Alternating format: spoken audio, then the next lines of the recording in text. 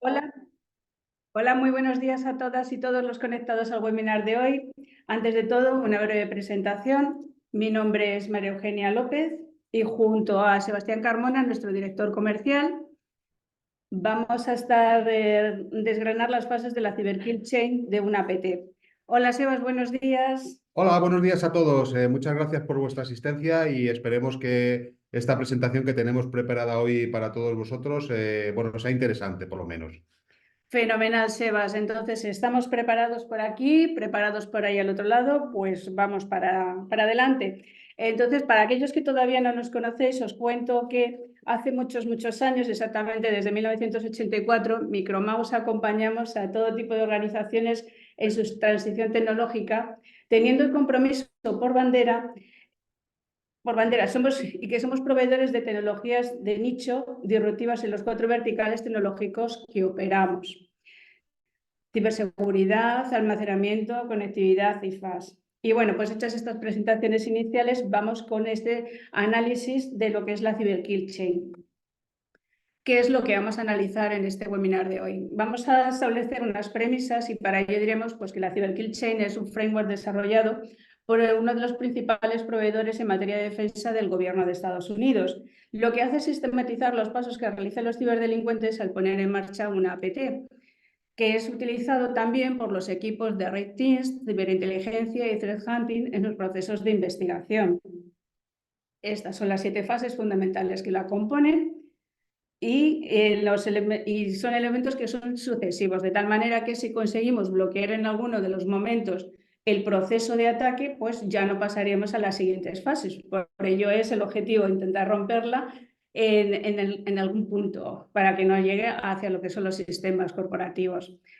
También revisando el concepto de APT, tenemos en cuenta que son amenazas persistentes avanzadas, y aquí donde es más interesante tener en cuenta es el concepto de avanzado, puesto que estamos hablando que son unas herramientas que rompen los sistemas tradicionales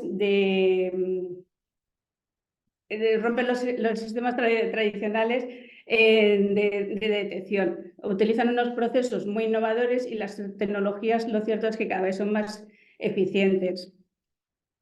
Por ello, solamente grupos organizados de cibercriminales altamente cualificados y con recursos económicos son los que los están realizando.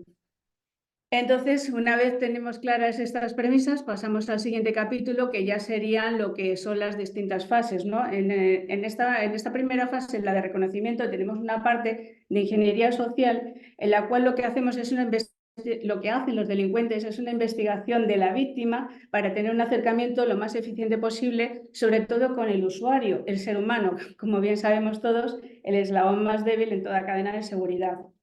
Y prueba de ello es, por ejemplo, el ataque que realizó el año pasado Scattered Spider contra la cadena de ocio MGM en Las Vegas. En este caso, lo que hicieron fue rastrear los perfiles de LinkedIn, detectar un usuario lo suficientemente estratégico dentro de la organización, suplantaron su identidad mediante una llamada telefónica al propio departamento de IT, y lo que consiguieron fue burlar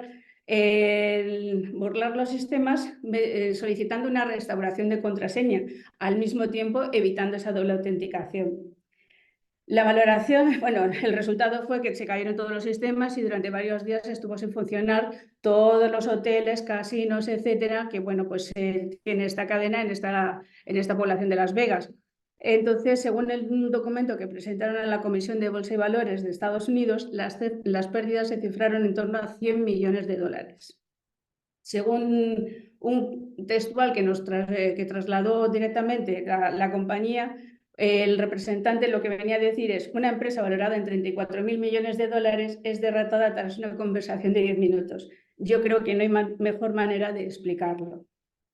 Luego, el siguiente capítulo es el referido al ámbito técnico, y aquí es donde nosotros podemos intervenir ya de una manera, desde el punto de vista del departamento de IT, de una manera un poco más intensa, en el sentido de que lo que van a hacer va a ser mapear los posibles puntos de entrada a la organización, por un lado. Por otro lado, van a escanear los puertos buscando posibles vulnerabilidades, y aquí pues traemos a colación el caso de las vulnerabilidades detectadas en Fortinet. Y luego, a continuación, intentarán también identificar los servidores que pueden tener esas vulnerabilidades de aplicaciones de terceros. Y aquí pues traemos el caso, desgraciadamente, de ManageNGIS o Movit, que todavía está por cuantificarse. La siguiente fase en la que entramos, y aquí pues la verdad es que poco podemos hacer desde el departamento de IT, es lo que es el armado del ataque, que esto lo desarrollan directamente los delincuentes, ¿no? Y aquí, bueno, lo que definirían sería el vector de ataque, por donde nos van a atacar, conseguir el malware de inicio, que bueno, pues lo pueden desarrollar, comprar o alquilar, y luego lo que es el desarrollo de los backdoor para luego la fase última, de la penúltima, que es la de comando y control. En esta fase, en la fase de distribución, según aquí lo que ocurre es que el malware ya ha sido catalogado, vamos, el que se va a utilizar, y entonces lo que se realiza es la distribución del mismo por los distintos elementos susceptibles, ¿no? Entonces, según el último informe publicado por HP World Security, se detectó que el principal vector de ataque continúa siendo el correo electrónico con un 75%, siendo además los archivos adjuntos el método más utilizado en el 30% de los casos. Luego continúa la infección mediante sitio web, credenciales robadas y, paradójicamente, todavía se sigue utilizando las USBs, que sobre todo para el tema de redes aisladas. Aquí traemos a colación el caso, por ejemplo, de la central nuclear de Irán de hace ya unos cuantos años. En este caso se sigue utilizando en torno a un 12%. Una vez que tenemos ya distribuido el malware, llega la fase de explotación y es la detonación del ataque en el punto débil que se ha conseguido localizar dentro de la organización. Lo que hacemos es explotar esa vulnerabilidad. El objetivo es establecer un punto de apoyo para el ataque principal, y aquí la discreción es clave. Normalmente lo que es, incluso llega un momento que el malware llega a camuflarse hasta con los servicios de reinicio de la máquina para evitar que en ningún momento se pueda ser identificado por los servicios de protección de la organización. Y sobre todo aquí, aquí lo que más trasciende es el tema de establecer las comunicaciones remotas con el sistema atacante para no perder el control en ningún momento de lo que está siendo el ataque. Una vez ya realizada esa explotación de la vulnerabilidad, pasamos a lo que es la instalación, sobre todo el tema de backdoors, para luego establecer las comunicaciones remotas. La instalación del malware dañino, el que va a provocar el ataque principal, es la escala de privilegios y los movimientos laterales. Aquí llamamos la atención sobre la ejecución sobre estas posibilidades, indicadores de amenaza que pueden revelarnos que podemos estar sujetos a un ataque. Como os decía antes, en cualquier momento que paremos esta cadena, no avanzamos hacia el siguiente paso. Luego, ya una vez establecida lo que es la instalación, llegamos a la fase de control. Y esa fase de control, el atacante se hace con los mandos del sistema atacado. Aquí, sobre todo, lo que tenemos que estar más atentos es especialmente con lo que es el tema de las comunicaciones de la red, ¿no? Identificando por los movimientos que puede haber en el tráfico web, patrones de beaconing y, sobre todo, restringir el tráfico basado en listas blancas, ¿no? Y entonces ya aquí el atacante lo que está haciendo es ultimar los detalles para materializar la fase siguiente, que bueno, pues es la que nadie quiere encontrarse en los sistemas, ¿no? Que es la fase de acción en sí. Esta fase es la fase ejecutiva en el cual, bueno, pues ya va a por los objetivos en sí, que aquí de lo que estamos hablando es el secuestro de datos, puede ser el secuestro de datos, es filtración de información para la venta luego en dark web, y también dañar la reputación corporativa. En esta fase, el ciberatacante lo que intenta además es expandir la acción maliciosa hacia más objetivos dentro de la organización. Y aquí es muchas veces donde ocurre que se plantea la cuestión de si la cyberkill chain no es lineal, sino que estamos hablando de una cadena cíclica, porque bueno, pues es como una especie de bombas de racimo, ¿no? Una vez explotada la primera, pues ya vamos a por las siguientes. Y luego, en última instancia, ya que hemos sufrido el ataque, pues tenemos la fase de recuperación de los sistemas con el tema del plan de recuperación y resiliencia, una evaluación de daños, identificación de patrones, si es que podemos conseguirlo mediante las herramientas de auditoría disponibles, Y luego, pues las notificaciones correspondientes en función de si somos administración pública, privada y si hay involucrados datos personales. Para este capítulo es muy interesante lo que es todo el tema de los informes para poder notificar las autoridades y lo que os comentaba anteriormente, la identificación de patrones, porque tengamos claro que compartir es combatir. Y aquí, al fin y al cabo, ganamos todos compartiendo la información, aunque hayamos sido objeto de un ataque, porque debemos entender que el ataque es un elemento con el cual debemos convivir hasta cierto punto. Y bueno, pues una vez que hemos sido atacados, lo importante en ese momento es la compartición. Y bueno, pues ya pasados a este punto, ya solamente me queda pasar los trastos a Sebastián Carmona para que bueno, pues nos haga una aproximación de cómo podemos combatir cada una de estas fases del proceso e intentar romper esa cadena antes de que lleguemos a esta situación que estamos viendo de la fase por ciberataque. Sebas, todo tuyo. Gracias, Mel. Oye, qué interesante todo esto que nos has contado de las fases de un ataque ATP. Y ahora que ya las conocemos un poquito mejor y que ya sabemos qué es lo que ocurre en cada una de ellas, lo que vamos a intentar es dar algo de visibilidad de cómo podemos afrontar y cómo podemos atajar el caso de que tengamos algún ataque en nuestra corporación, ¿no?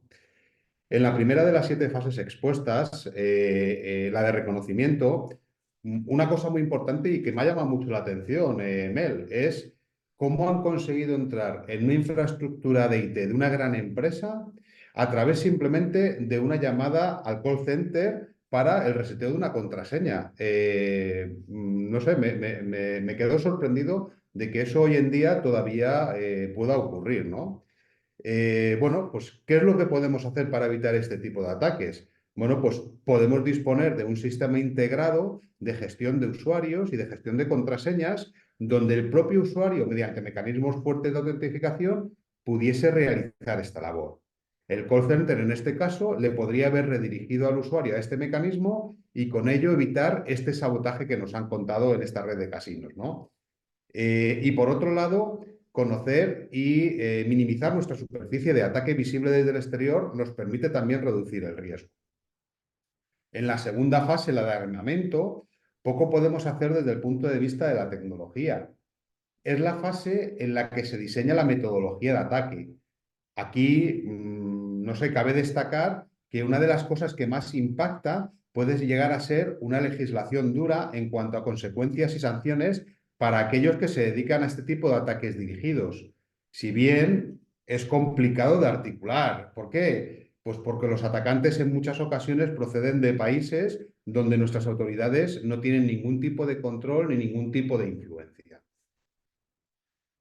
En la fase de distribución, aquí sí que tenemos cosas que decir. Tenemos tecnologías que proponer y medidas que adoptar. Precisamente es en esta fase donde hay una transmisión del malware al objetivo, bien por correo electrónico, bien por navegación web, etc. Tecnologías avanzadas como multiscan y CDR nos permiten atajar o al menos minimizar esta transmisión del malware. Pero vamos a ver un poco en detalle estas tecnologías que posiblemente para muchos de vosotros no sean conocidas. Bien, en la parte de multiscan, todos conocemos la parte de tener un antivirus instalado en nuestra estación de trabajo, ¿no? En muchas organizaciones lo que tenemos es un fabricante de antivirus para las estaciones de trabajo y en muchas ocasiones decidimos adoptar otro fabricante para, por ejemplo, los servidores o para los firewall o para los proxies. Bueno, lo que estamos haciendo de alguna forma es utilizar distintas tecnologías antivirus de distintos fabricantes en distintos puntos de mi infraestructura. ¿Para qué? Pues para conseguir que lo que no ataje por un lado, porque un fabricante todavía pues, no tiene diseñado un patrón de firmas o un análisis heurístico para un determinado malware, pues que me lo ataje otro fabricante. Bueno, pero ¿qué es lo que pasa si conseguimos que en una caja automágicamente distintos o múltiples fabricantes de antimalware estén trabajando de forma concurrente en el tiempo y de forma paralela? Es decir, todos trabajando al unísono. Eso es muy complicado de conseguir. Es más, si instalamos 2 antivirus en un PC, lo más probable es que el PC deje de funcionar, se sature de la CPU, se sature la memoria, etcétera, ¿no? Bueno, pues tenemos tecnologías multi-scan, que precisamente lo que van a permitir es esto, es que muchísimos fabricantes anti-malware estén trabajando juntos de forma paralela, al unísono, ¿vale? Con toda la información que se están transfiriendo por nuestros sistemas. ¿Por qué es esto? Bueno, porque a mayor número de motores anti-malware, mayor es la tasa de detección de malware, ¿vale? Pero aquí estamos hablando siempre de malware conocido o de análisis heurístico. Pero ¿qué pasa con los ataques de día cero? Bueno, pues para eso os proponemos la tecnología CDR. CDR es un acrónimo que significa Content, Disarm and Reconstruction, ¿vale? Y está orientada sobre todo a ficheros y principalmente a ficheros, aunque trabaja también con temas de correo electrónico, con cuerpos de correo electrónico, ¿no? ¿Cómo funciona la tecnología CDR? Pues mirad, vamos a ver esta presentación que yo creo que es muy ilustrativa. Bueno, pues descargamos un fichero desde una página web o recibimos un correo por correo electrónico. Bueno, ese fichero aparentemente tiene un aspecto inocente, ¿no? Como este ejemplo que tenemos ahora mismo. Con un gráfico precioso. Con unos gráficos preciosos, como nos apunta Mel, ¿vale? Con un texto, con unos gráficos de Excel, pero ojo, también tiene código embebido y también tiene hipervínculos activos, ¿vale? Eso es precisamente la parte maliciosa del fichero y es una parte que no es visible, que el usuario no va a ver. ¿Qué es lo que hace la tecnología CDR? Pues lo primero que hace es coge todas las capas de ese fichero y las va a analizar una a una. Coge la imagen, la analiza, perfecto, la dejo pasar. Cojo el texto, lo analizo, perfecto, lo dejo pasar. Cojo el gráfico de Excel, lo analizo, perfecto, lo dejo pasar. Cojo la parte de código. Ay, amigo, cuidado, parte de código. Ese código, yo no sé si es malicioso o no es malicioso, con lo cual lo que voy a hacer es bloquearlo, no lo voy a dejar pasar. ¿Vale? ¿Por qué? Porque en un ataque de día cero hay parte del código que todavía no se ha analizado, no se sabe si es malicioso o no es malicioso. Con lo cual, yo voy a ser preventivo, voy a utilizar esto que ahora se ha denominado de Zero Trust, de confianza cero. Es decir, no confío absolutamente en nada. ¿Por qué? Porque si confío, estoy poniendo en riesgo mis sistemas por fuera. Entonces, toda la parte de código la voy a desarmar, no lo voy a dejar pasar. ¿Y qué es lo que voy a hacer con los hipervínculos? Pues lo mismo, los voy a desactivar. Es decir, voy a dejar pasar el texto, pero voy a cortar el hipervínculo. ¿Vale? Y ya con todo esto, lo que voy a hacer es reunificar de nuevo el fichero. Voy a poner las imágenes, voy a poner el texto, voy a poner los gráficos, voy a poner el texto del hipervínculo rompiendo el enlace, es decir, no va a ser clicable y, por supuesto, el código malicioso no lo voy a dejar pasar a mi organización. Y con esto lo que he construido es un fichero que está libre de malware. Es un fichero que es usable por nuestros usuarios porque es un fichero que ya no tiene nada de código y al no tener código no me puede infectar mis sistemas. Bueno, pues esto es la tecnología CDR, ¿vale? Creo que es una tecnología muy interesante, que es una tecnología muy importante para adoptar en todos nuestros sistemas.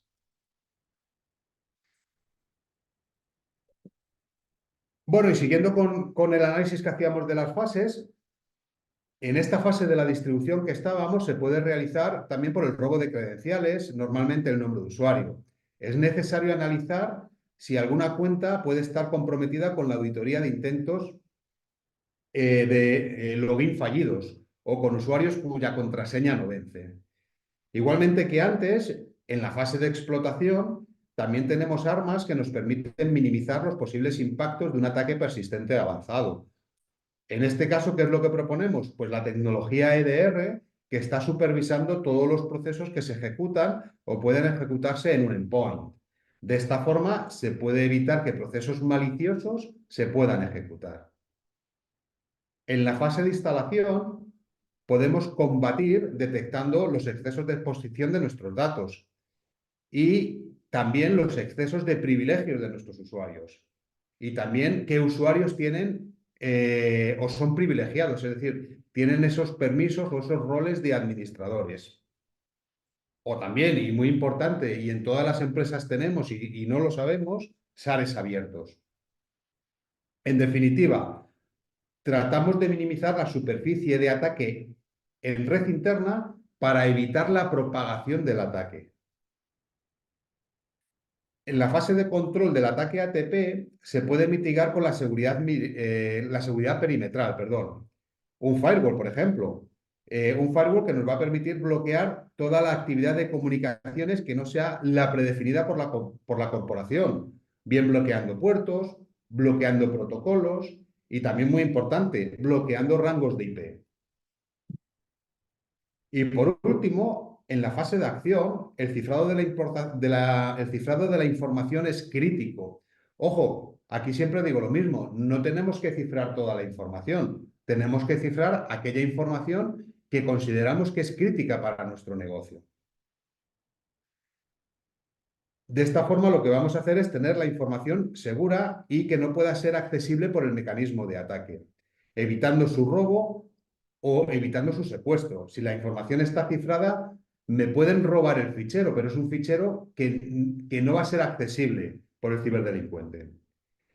Si esto nos llega a ocurrir, y de hecho no hay más que escuchar las noticias para darnos cuenta que esto ocurre, disponer de un sistema de alertas en tiempo real y automatizado que nos avise de un cambio masivo en el sistema de ficheros nos va a permitir mitigar su acción. Por supuesto, el sistema de alertas debe de estar combinado con un sistema de acción que se dispare en el caso de desencadenamiento del ataque. Por ejemplo, oye, si detectamos un ataque, quiero desactivar el usuario que está produciendo el ataque o quiero desactivar la IP a través de la cual se está produciendo el ataque. En resumen, como hemos comentado, la ciberseguridad nunca es suficiente y nunca es suplementaria. Siempre debemos de utilizar herramientas y soluciones de forma complementaria para conseguir estar y ser más fuertes. Pero también es cierto que el riesgo cero no existe. Estamos conectados y eso significa que siempre vamos a tener que combatir con las amenazas que surfean por las redes. Desde Micromouse ayudamos a evitar en algunas situaciones los ataques, a minimizar nuestra superficie de impacto y a mitigar las consecuencias que puede tener un ataque persistente avanzado sobre nuestra infraestructura con estas tecnologías pioneras que os hemos mostrado en materia de auditoría de datos y sistemas, comportamientos de usuarios, tecnologías multiscan, tecnologías CDR y, por supuesto, cifrado de la información con nuevos motores de cifrado, motores de nueva generación. Mel, cuéntanos tú un poco cuáles son estas tecnologías. Sí, perfecto, genial. Pues yo creo que desde luego hemos lanzado una batería bastante importante de propuestas que, como bien dice Seba, son complementarias entre sí y que, bueno, pues el objetivo último que conlleva es el ir frenando ese ataque que podemos sufrir. En cuanto a lo que es el tema de los partners tecnológicos con los que trabajamos Micromouse, estos son los principales, ¿no? Entonces, bueno, pues abuela pluma y rápidamente comentaros sobre el ePIDE respecto a la herramienta de auditoría activa y continua del directorio activo y de la interacción de los usuarios con los datos.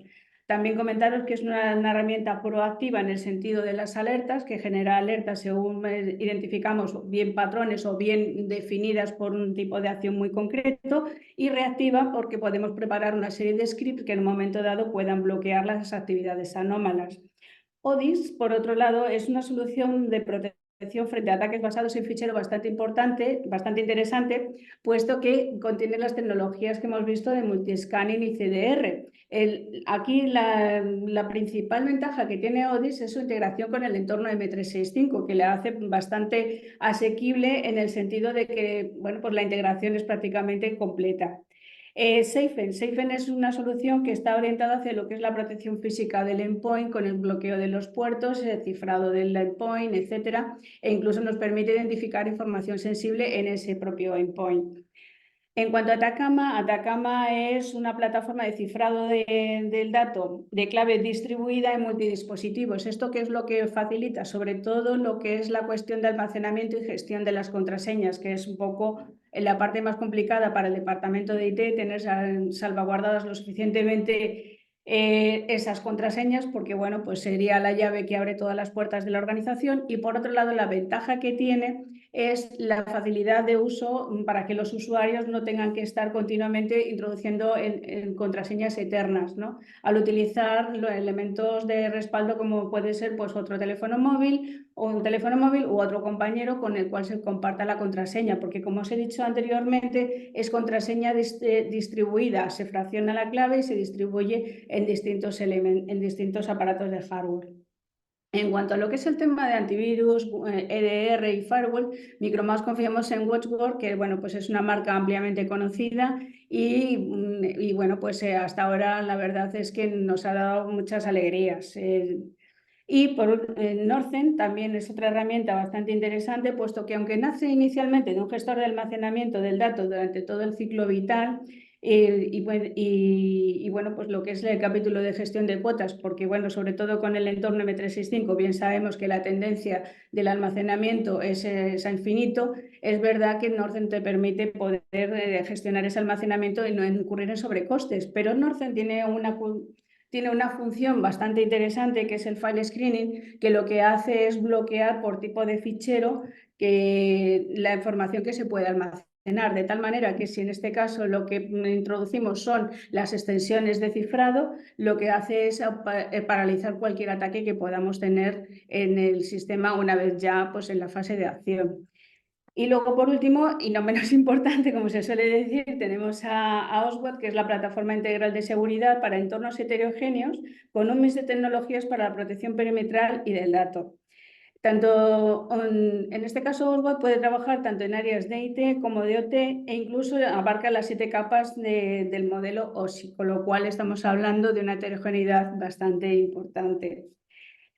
Tras todo esto, pues ya solamente invitaros a que, bueno, pues que entréis en contacto con nosotros, que estamos aquí para ayudaros y que, bueno, pues volveros a recordar el ADN de Micromouse, el capítulo de compromiso, que ante todo lo que vais a encontrar desde nuestra parte, pues va a ser todo ayudas para colaborar en vuestra estrategia de ciberseguridad con las tecnologías que os podemos aportar. Efectivamente, María Eugenia. Cualquier cosa donde creáis que os podemos ayudar con nuestras tecnologías o cualquier duda que podáis tener, estamos a vuestra disposición. Recordad dos cosas importantes, ¿no? Primero, estamos conectados a la red y por lo tanto la seguridad cero no existe. Y segunda parte, y no menos importante, es la seguridad es complementaria. Es decir, tenemos que ir añadiendo capas de seguridad a nuestra infraestructura de IT para estar o conseguir estar más seguros. Estas son las capas que nosotros os proponemos. Desde Micromouse el mensaje no es sustituye una cosa por otra cosa, es mantén lo que tienes e introduce una capa de seguridad adicional. Muchísimas gracias, Sebas, y nada, tan solo desearos a todos los presentes, daros las gracias por vuestro tiempo y desearos que tengáis una muy feliz jornada. Gracias. Gracias a todos, buenos días.